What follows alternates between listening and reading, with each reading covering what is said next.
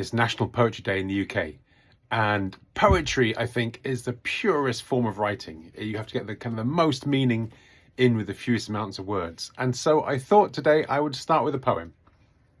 And I'm reading from Raymond Carver's All of Us, collected poems. Carver I discovered when I was doing my master's in creative writing, and he just kind of blew me away.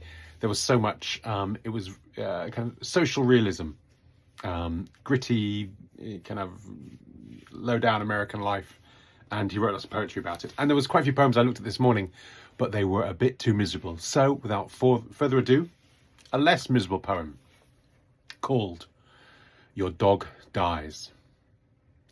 It gets run over by a van. You find it by the side of the road and bury it. You feel bad about it. You feel bad personally.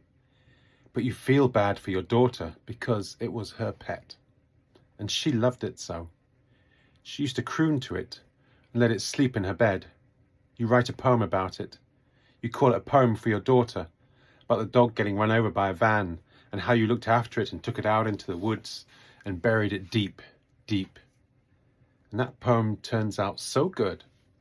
You're almost glad the little dog was run over, or else you'd never have written that good poem. Then you sit down to write a poem about writing a poem about the death of that dog.